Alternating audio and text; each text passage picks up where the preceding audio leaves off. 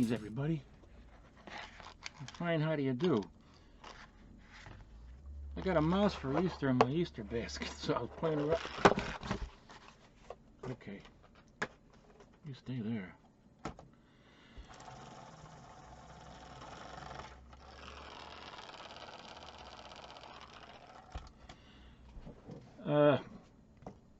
I got an AOK from Brian, Schoon's Comics, and I'm going to leave the link to his channel in the description box. And I always thought it was pronounced Schoon, you know, S-C-H, so it would be Schoon, you know, like Schubert and Michael Schumacher, the Formula One race car driver in Europe, European champion. Schubert, Schoon, but it's Schoon, I guess, like an ice cream Schoon. So that was really nice that he sent me an AOK. I'm going to open that. I've had it for several days. I just didn't get to it because one thing's been happening around here after another. So, and then I, you know, lose the mood. I don't get in the mood and stuff. So it just, with everything that's been happening in the country and all that, you know, it's just crazy. But you know what? We got our checks today. All 2,400 of it went into my wife's account. She's sneaky. She got my check in there too.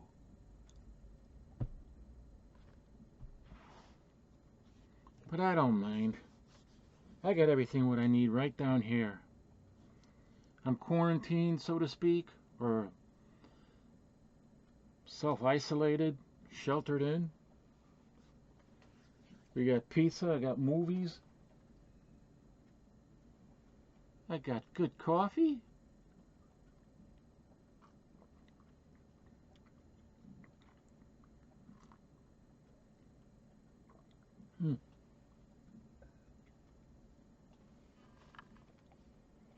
I had a biscuit in there too, a cinnamon biscuit. Make it a Vienna style coffee. Oh, I even got a cute tiny little cocktail sausage. I love my little wiener. That's what she said. Armin and Vienna sausage. The little cocktail sausages. So, before I get to the unboxing though, I wanted to show you this. I got this in the mail too.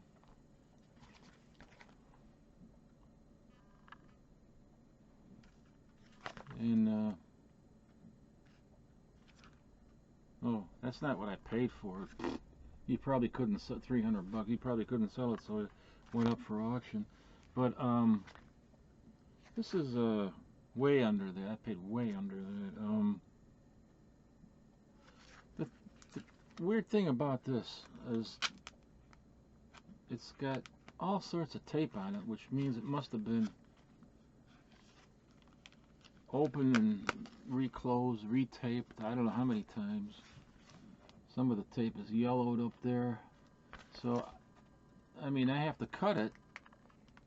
And it might have been cut open already before, too, for all I know.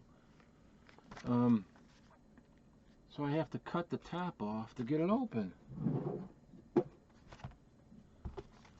And the bag, I am thinking, is the original bag that was whoever owned it, or whoever first had it and put it in this bag.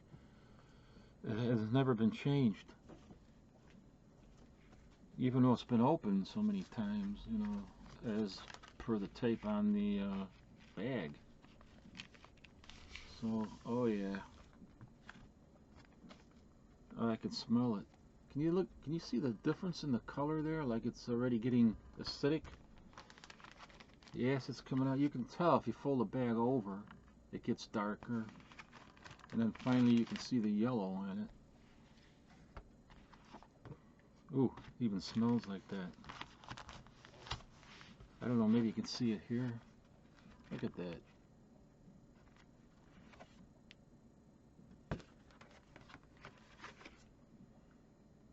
That's a nasty bag. And that affects the comic book too. The pages, You get all these different chemicals in there, and it starts turning the pages. But it looks to be pretty good, though. It's creamed off-white pages. It looks actually here, as I look at it, it looks more like off-white and not cream. But on camera, it might look a little bit more like cream. I'm not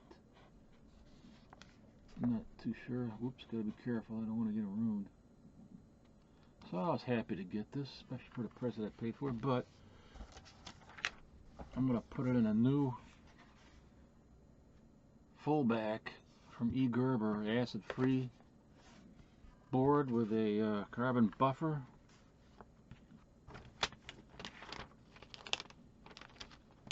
And then put it in my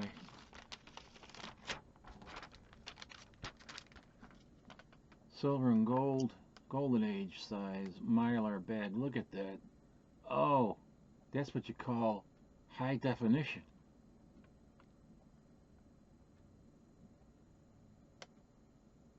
Oh, what a beauty.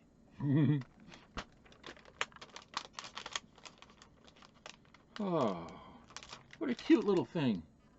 That's what she said.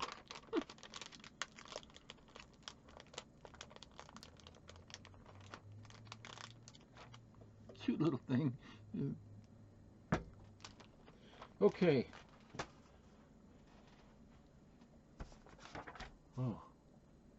Oh, here it is. Okay, Schoons. I've been struggling to avoid opening this because I wanted to do an unboxing. So I've been struggling not to open it. And because I've had it for several days now. But here it is, and here it goes. Let's see what was inside here. You know, Schoons, Brian over at Schoons, he recently bought out the remainder, or at least a lot of the stuff that was left in a comic book store that closed out, that sold or just closed. And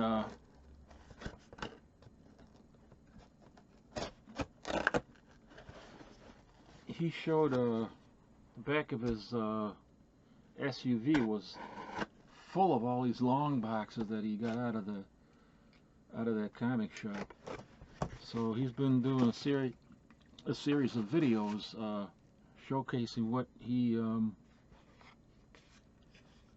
got out of that store. So it's pretty cool to see all the stuff what he got. Wow, this is nice. Nicely packed here. Oh wow, there's a whole bunch of stuff in here. He sent me a whole bunch of books here. Oh, very nice of him to do that. It's extremely well cushioned, I'll say that. It's right in the middle of all of this, so that's pretty good. Okay, let's see, how should I open it? Oh, he's got a letter here for me, a little note. Please accept these comics as a token of my gratitude for your amazing YouTube channel. I don't think it's that amazing anyway, but I'm not going to talk about everything. There's maybe some personal stuff in here, but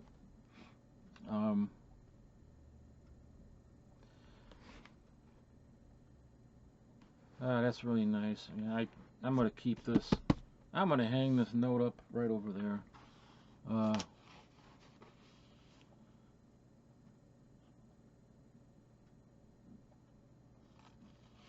Yeah, I don't know, it might be a little bit too personal. I better ask if I can show that letter or whatever. But in the end, it says, on my behalf and your thousands of fans, I thank you. Sincerely, Brian's over at Schoon's Comics. Oh man, thank you, Brian. That's really nice. You made my rest of the year just with this note there.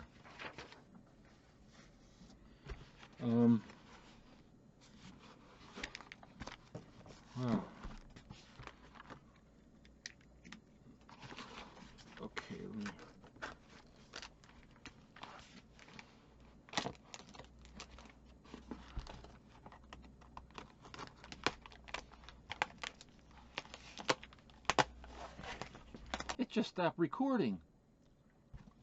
I must have hit the button on the mouse and it stopped recording. Anyway, here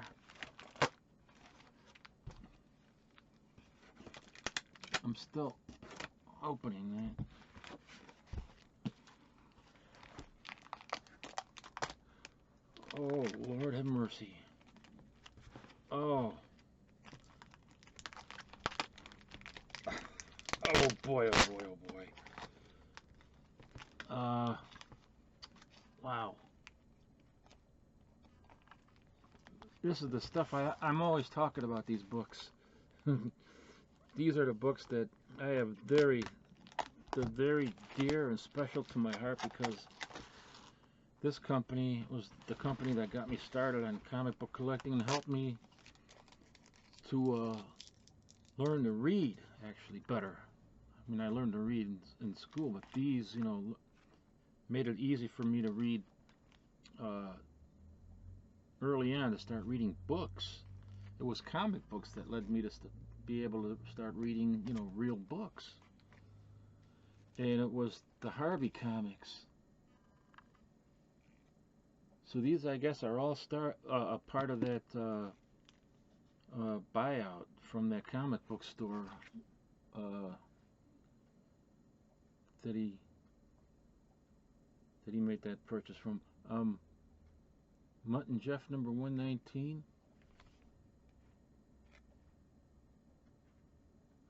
Wow, look at these gag. It's a gag cover. I love these gag covers. It's got a wind-up wooden leg.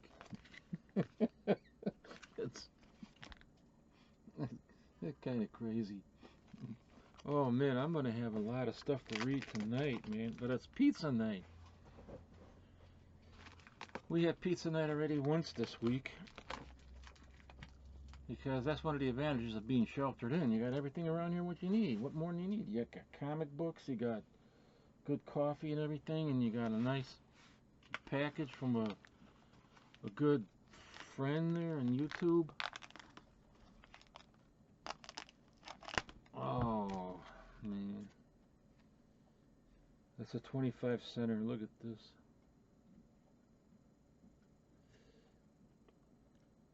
This is so, man, so cool. I don't. Casper's Ghostland number. Excuse me. 30. See how they got all these gag covers? This is what a lot of kids started reading before they got into the more serious comics and comic book collecting. And I never lost my passion for this company, Harvey Comics, or their, you know, their titles.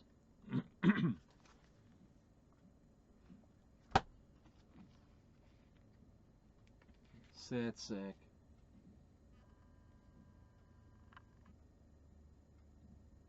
"52 pages. I saw the movie, The Sad Sack, with Jerry Lewis a long time ago. I think it came out in the late 50s or early 60s. But that's a movie I'd like to see again. I haven't seen it since. Oh, whoa, look at this. I don't have any of these books here. I used to watch this on TV when I was a little kid. The Many Lives of Dobie Gillis. Maynard G. Krebs, who played the same actor played Gilligan on Gilligan's Island.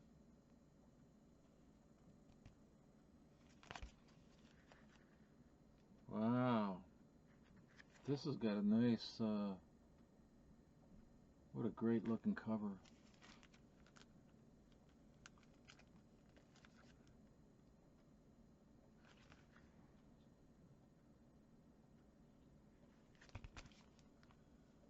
Man, thank you so much, Brian. Wow. Wow, man. I mean, I look at Indian Chief and White Eagle. This is look at this beautiful painted cover from Dell.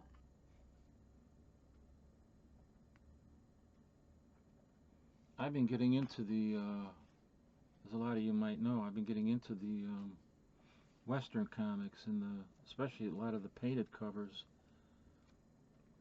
from the various different companies, like White Rider back there. I wonder who did this cover. Maybe could be George Wilson. Don't know. Bugs Bunny. I grew up on that too, watching the Bugs Bunny Looney Tunes cartoons and the Terry Tunes.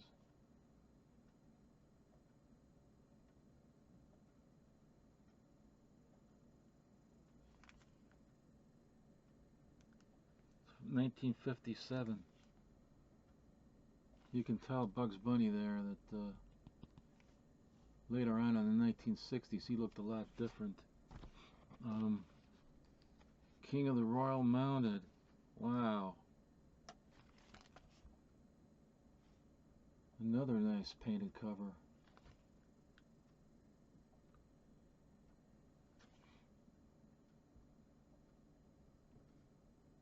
Coming to the rescue of a native Eskimo. Looks like trapped in the ice.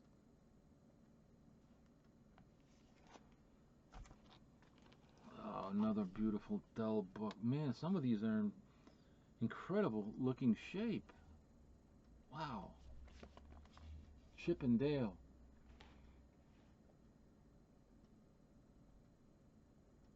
Still a dime. So that means this is 1959. 1959. That's what it says on the notes up there. I think 61 was the last year of the 10-cent issues. Oh, look at this. Casper, number 43.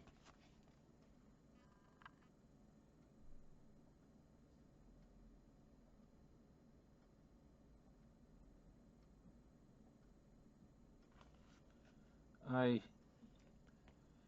grew up watching all the Casper cartoons on TV, and I remember, I told a story many times before, but just to make it short, you know, one day I was with my mother in downtown. She went past the newsstand to get her newspaper, a German language newspaper, and I went with her down to downtown that day. My brother graduated from high school and went straight to work. My dad was working, so nobody was at home, and I got out of school, and I loved these cartoons, but they were all in black and white because our TV was black and white. And I remember now that I used to lay behind the TV just watching the tubes warm up. I was so fascinated that because there were a lot of tubes back there that would warm up before the TV would actually start. You would see it before you would actually start to see a picture. And so I was a weird kid, man. Laying down in the back of the TV, just watching the tubes warm up. And then that day when I went to downtown with her, went past the newsstand and I saw all these comics and all these colorful characters, and the colors just bursting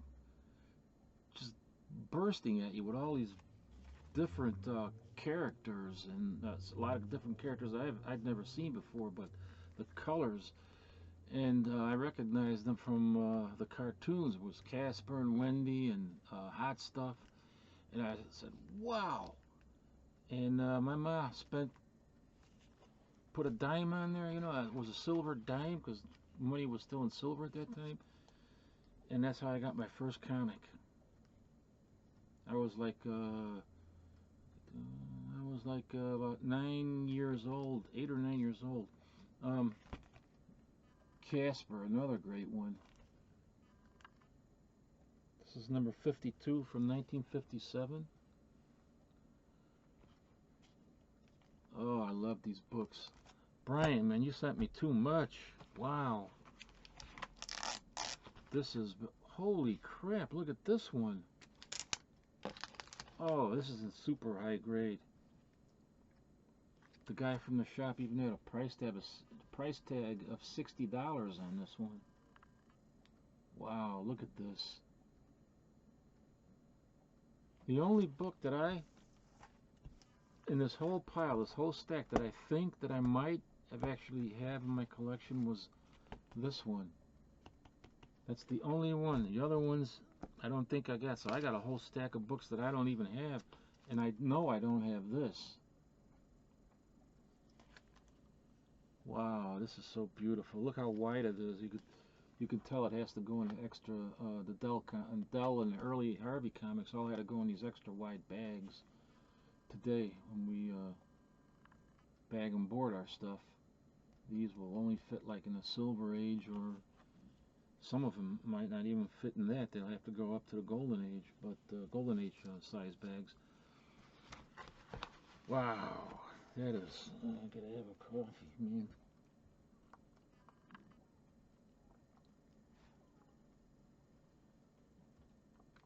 I'm still getting some biscuits.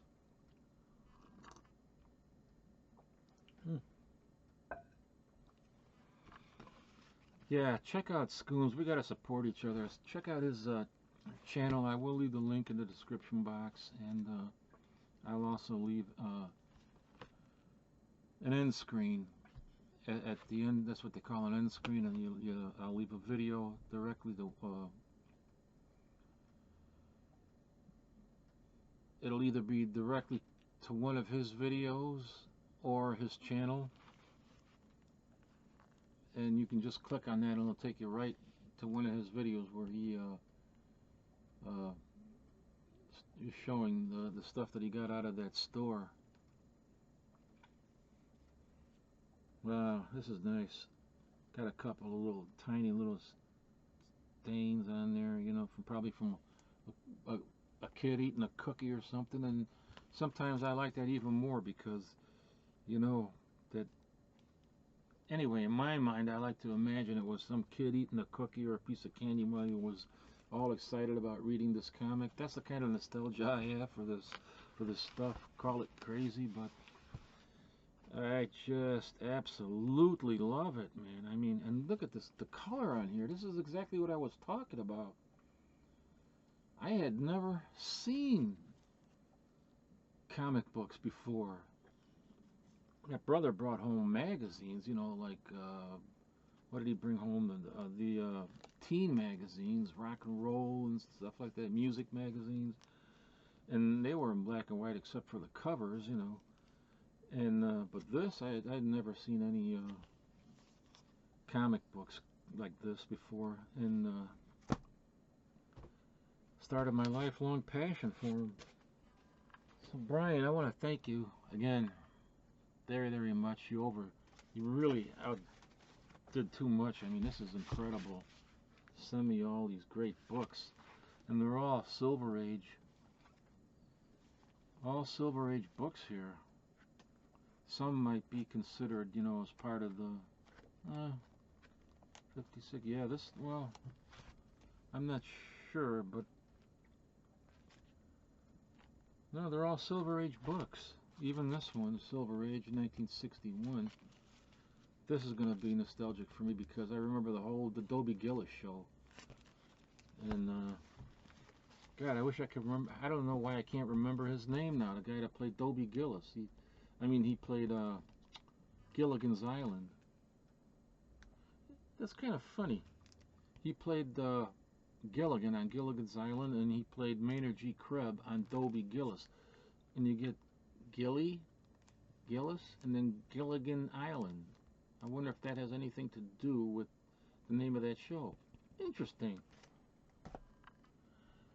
Again, Brian, thanks a lot, and I'm going to try to get something together I can send out to a couple of people that I want to send something to. But anyway, check out his channel again. I'll leave it in the description box, and I'll leave an end screen video to his channel. And till next time, stay safe. sheltered in and surround yourself with the pop culture that you love. Take care. I'll talk to you all later on.